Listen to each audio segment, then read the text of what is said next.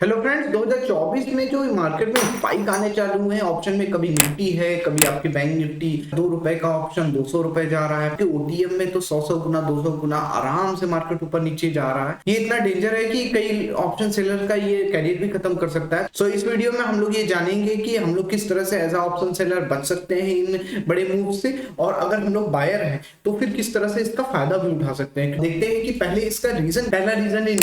News. इसमें war का news है, यहाँ पर आप देखेंगे तो साथ में इलेक्शन का न्यूज है, और ये सारे जो न्यूज है वो एक साथ क्यूमुलेट होके जो स्पाइक्स आ रहे हैं, ये एक बड़ा रीजन हो सकता है। दूसरा एक रीजन है लिक्विडिटी, क्योंकि यहाँ पे अब डेली एक्सपायरी होने वाली है। मिड कैप की एक्सपायरी सोमवार को होती है, फिर ट्यूसडे को एक्सपायरी, फिर फिर उसका बैंक निफ्टी की, फिर सेंसेक्स की, पांचों दिन एक्सपायरीज हो चुके हैं। तो इससे क्या होता है कि पहले क्या होता था कि निफ्टी में एक दिन एक्सपायरी, उस दिन सब लोग आए ट्रेड करना चालू कर दिए। अब क्या हो रहा है कि अब मिड कैप में आपने ट्रेड कर लिया, उसके बाद चलो ठीक है, अगर चार्ट अच्छा नहीं दिख रहा है या कोई भी प्रॉब्लम है तो आप फिर निफ्टी को स्किप करते हैं, फिर बैंक निफ्टी को तो एक्सपायरी मिल ही जानी है। तो इस तरह से क्या होता है कि आदमी जो है वॉलेटाइल जो वॉल्यूम है वो बढ़ चुका है काफी दूरी तक। तो इसके वजह से भी लिक्विडिटी इशू आ रहा है कि यहाँ पे जब ₹5 का कोई प्रीमियम चल रहा है वहां पे बायर ही नहीं मिलते, तो फिर स्पाइक करके वो बायर ढूंढने के लिए ऊपर ₹20 या ₹200 तक वो चला जाता है। तो एक ये भी रीजन है। तीसरा ये गामा वेव्स की वजह से, क्योंकि ये ₹5 का ऑप्शन शाम के टाइम पे ही ज्यादा मूव्स आ रहे होंगे, देख रहे होंगे। बैंक निफ्टी में भी लेट में आया था उस टाइम, और निफ्टी में जब देखेंगे तो करीब 1:30 बजे के आसपास वो मूव आया था। कल सेंसेक्स में भी मैंने एक मूव देखा जिसमें मेरा खुद का प्रीमियम जो मैंने सोल्ड किया था वो अराउंड ₹2 ₹3 के आसपास चल रहा था, तो वो एकदम से स्पाइक लगा के ₹30 ₹40 तक घूम के आया। तो इस वजह से ये स्पाइक जो लेटर स्टेज में आ रहे हैं, क्योंकि इसमें जो गामा मूव्स हैं, गामा क्यों आती है, क्योंकि क्या होता है कि लास्ट टाइम में जब प्रीमियम कुछ सस्ते कुछ ज्यादा ही हो जाते हैं तो वहां पे जरा सा भी मार्केट में मूव होगा तो वो वॉलेटिलिटी की वजह से, अगर जरा सा भी यहाँ पे ऊपर की ओर मूव हुआ तो वॉलेटिलिटी की वजह से वो विक्स में इंक्रीज एकदम से होता है, वेगा बढ़ता है उनका, और फिर उसके बाद गामा मूव्स आने लगते हैं। तो ये एक प्रॉब्लम होती है। तो ये सारे रीजन है जिसकी वजह से ये मूव्स बहुत ज्यादा आ रहे हैं।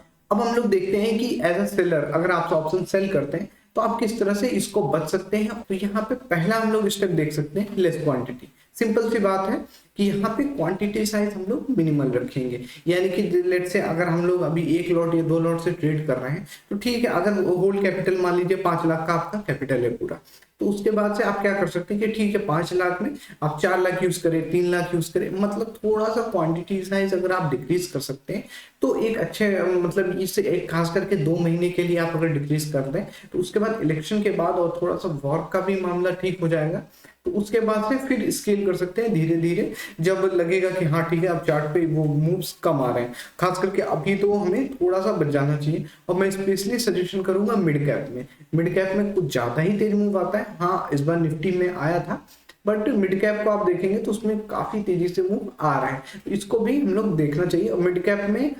थोड़ा सा मैं भी यही कर रहा हूँ कि 5 दिन होता है तो 4 दिन तो मैं फुल क्वांटिटी से जा रहा हूँ, लेकिन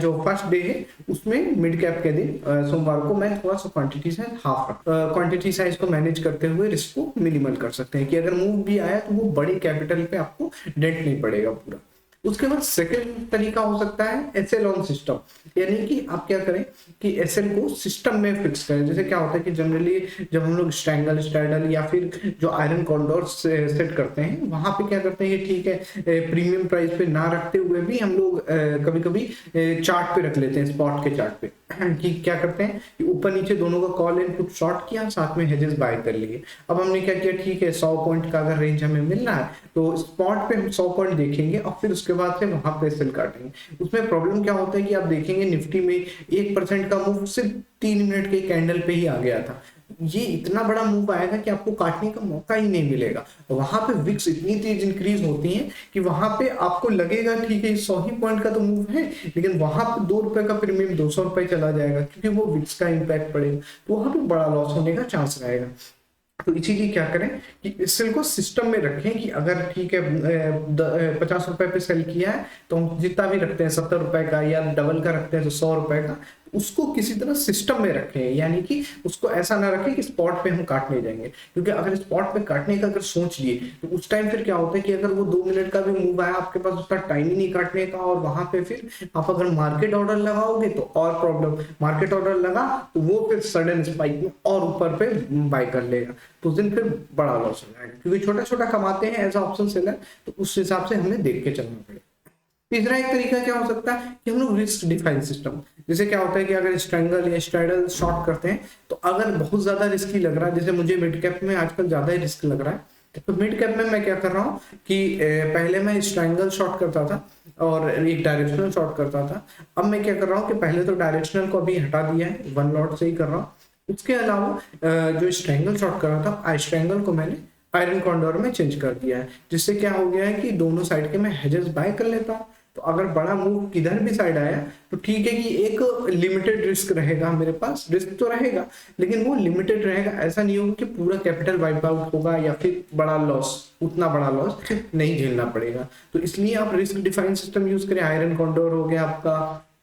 आयरन फ्लाई हो गया आपका, और ऐसे जिसमें रिस्क डिफाइन सिस्टम हो आप यूज कर सकते हैं। उसके अलावा फोर्थ क्या तरीका हो सकता है, एक मैं ये भी यूज कर रहा हूँ कि डबल एसएल रखते हैं। डबल एसएल में क्या होता है, जैसे क्या हो रहा है कि मान लीजिए आपने 50 रुपए का सेल किया और 70 का आपको स्टॉप लॉस रखना है, लेकिन क्या हो रहा है कि वो एसएल इतनी मतलब वो विक्स में इतनी तेज मूव आ रहा है, इसके वजह से क्या हो रहा है कि वो 70 रुपए का जो स्टॉप लॉस लगाया उसको जंप कर जा रहा है, उसको कूद के वो ऊपर निकल जा रहा है और वो सीधे पहुंच जा रहा है 80-90। तो क्या कर रहा हूं मैं कि एक बड़े लेवल पे, ठीक है बड़ा लॉस ले लेंगे तैयार हूं, लेकिन बहुत बड़ा लॉस मुझे नहीं चाहिए, इतना बड़ा लॉस ना हो कि कैपिटल पे डेंट आए। ठीक है एक हफ्ते का प्रॉफिट चला गया कोई बात नहीं, तो मैं क्या करता हूँ, एक तो ओरिजिनल स्टॉप लॉस है हमारे सिस्टम में, उसके अलावा मैं एक और स्टॉप लॉस रखता हूँ थोड़ा सा दूरी का, मतलब अच्छा खासा दूरी रहता है उसमें, मतलब इतना रहेगा कि 1 हफ्ते का प्रॉफिट जो है उसके बराबर का मैं स्टॉप लॉस रख रहा हूँ कि ठीक है 1 हफ्ते का प्रॉफिट मैं देने के तैयार हूँ, लेकिन उससे बड़ा लॉस मुझे किसी हालत में नहीं चाहिए। तो उससे क्या होता है कि आप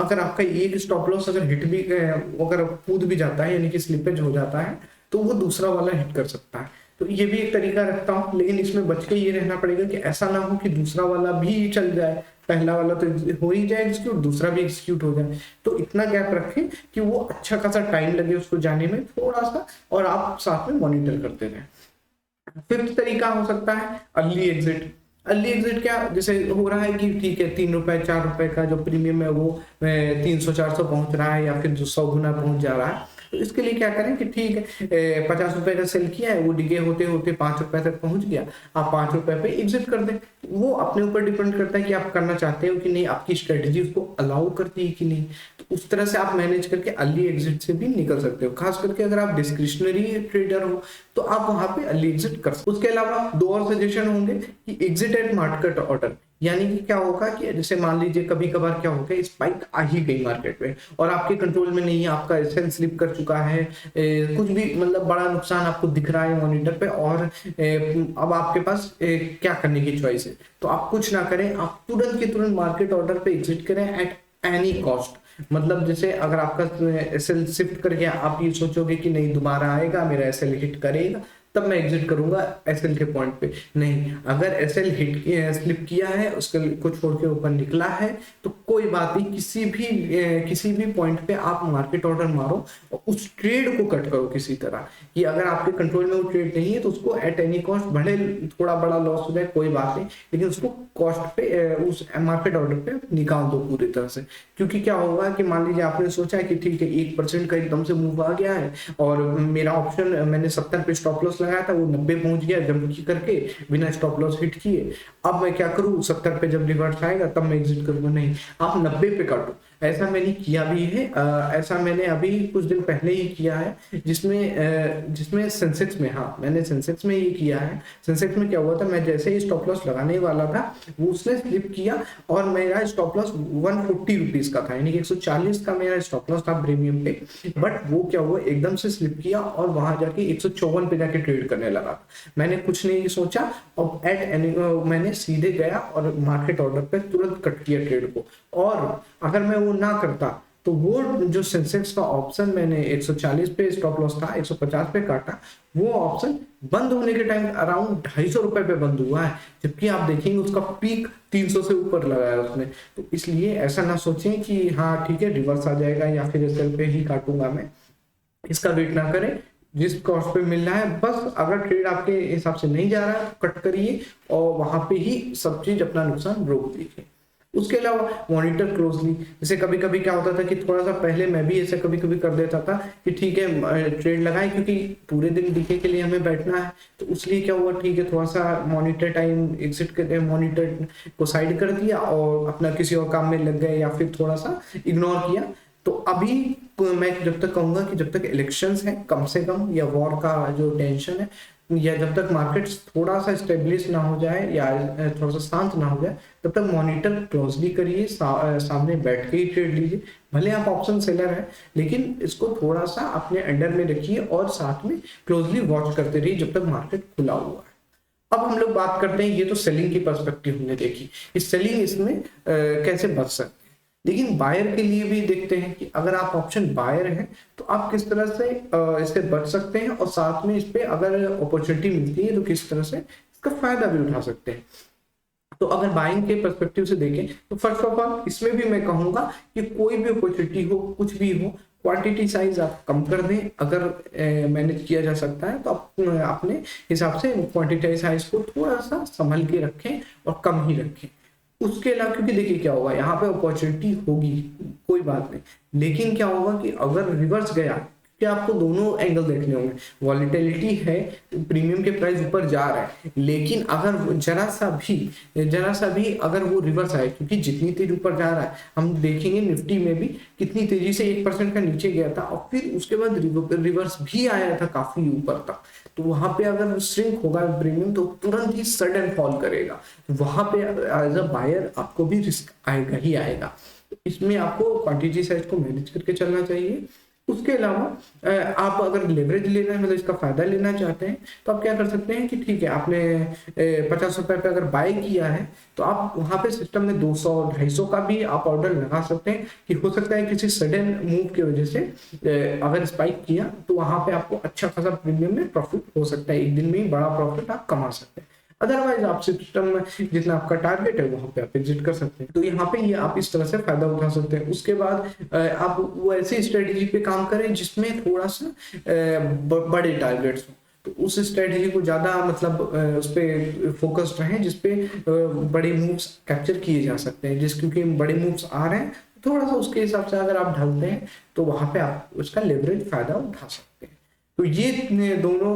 अलग अलग पर्सपेक्टिव था, एज अ ऑप्शन सेलर और एज अ ऑप्शन बायर। तो दोनों केस में आप अपना रिस्क मैनेज करके चले, और इन दोनों के हिसाब से मार्केट के हिसाब से हमें चेंज होना पड़ेगा, क्योंकि साथ में डेली एक्सपायरी हो गई है तो अभी हमें एग्जैक्ट पता नहीं कि किस तरह से ये आगे और फर्दर काम करने वाला है, और न्यूज भी अभी आ ही रहे और इलेक्शंस के न्यूज और बढ़ते ही जाएंगे। तो इस तरह से बड़ा लॉस ना हो, कुछ महीने ठीक है शांति से रहेंगे कोई बात नहीं, लेकिन बड़ा लॉस या कोई बड़ी चीजें ना होने पाए। तो ये हम लोग का आज का डिस्कशन था। और अगर कोई भी टॉपिक पे आपको कोई डाउट हो या फिर कोई भी आपको टॉपिक समझना हो तो आप कमेंट बॉक्स में कर सकते हैं, और चैनल पे नए तो सब्सक्राइब जरूर करें। और इस सीरीज में मैंने basic of stock market start किए, तो आप इसको बेसिक से समझ सकते हैं। मिलते हैं नेक्स्ट वीडियो में।